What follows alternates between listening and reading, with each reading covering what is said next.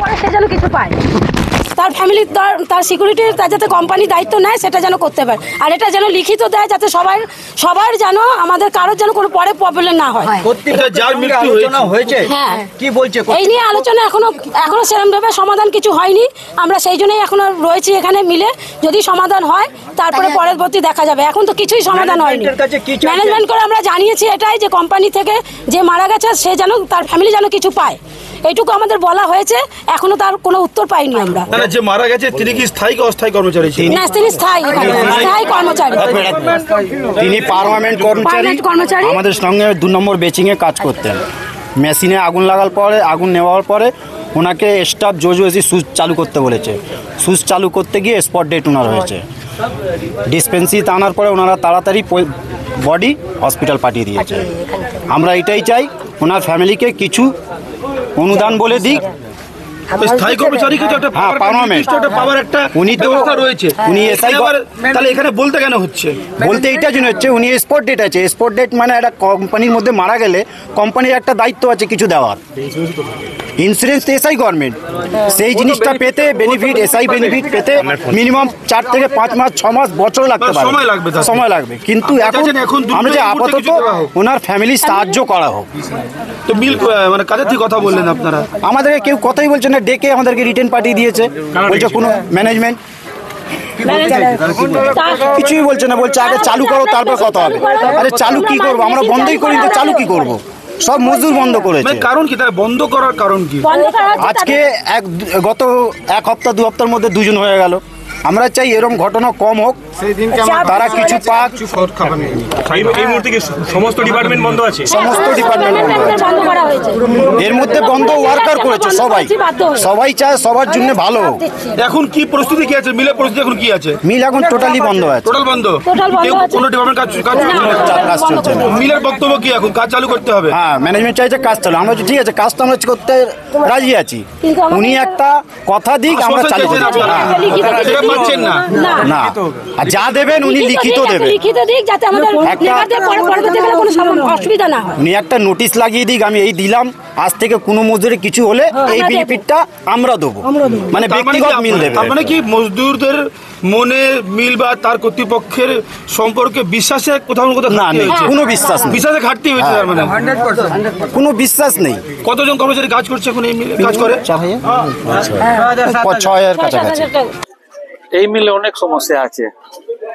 এই শুধু এখানে মালিক হয়ে বসে, আর যারা এখানে ম্যানেজমেন্ট আছে ওরাও মালিক মতনই আছে। যারা ওয়ার্কার আছে ওদের নিয়ে কেউ কথা বলে না, ওদের জন্য কোনো ফ্যাসিলিটি নেই, কিছু সেফটি সিকিউরিটি নেই। এই আজকে 10 দিন মধ্যে এই 2 জন মারা গেল মিলে। এটা ক্যাজুয়াল লেবার একজন মারা গিয়েছিল, সেই জন্য মারা গেছে। তাকে উচিত ট্রিটমেন্ট সময় অনুযায়ী ও পায়নি। যদি ও সময় থাকার কালীনে যদি ট্রিটমেন্ট পেয়ে যেত, ওই লোকটা আজকে বেঁচে থাকতো।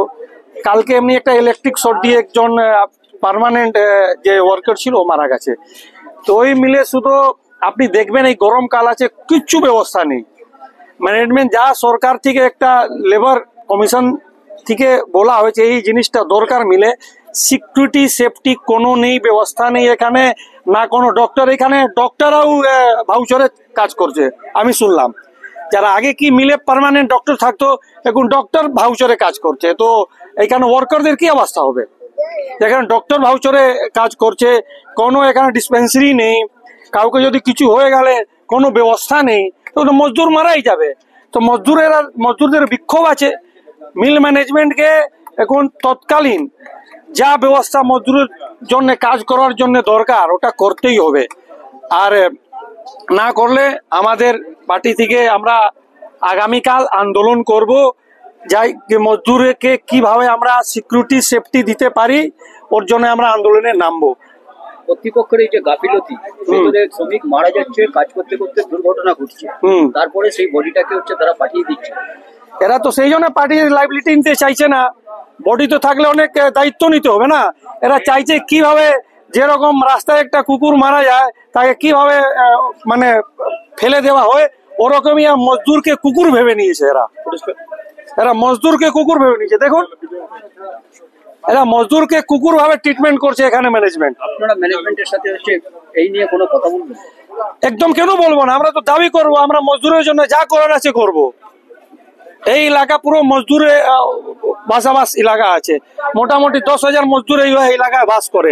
আমি বলবো যারা শাসকে আছে, শাসকদের লোক নেতারা তো টাকা নিয়ে নিচ্ছে ম্যানেজমেন্ট থেকে, ওদের তো কোনো নেওয়া দেওয়ার নেই। কেউ আসে, কোনো শাসক আছে যে এখানে সরকার আছে তৃণমূলের, কোনো এমএলএ কোনো চেয়ারম্যানকে আসা দরকার তো মজদুরের জন্য?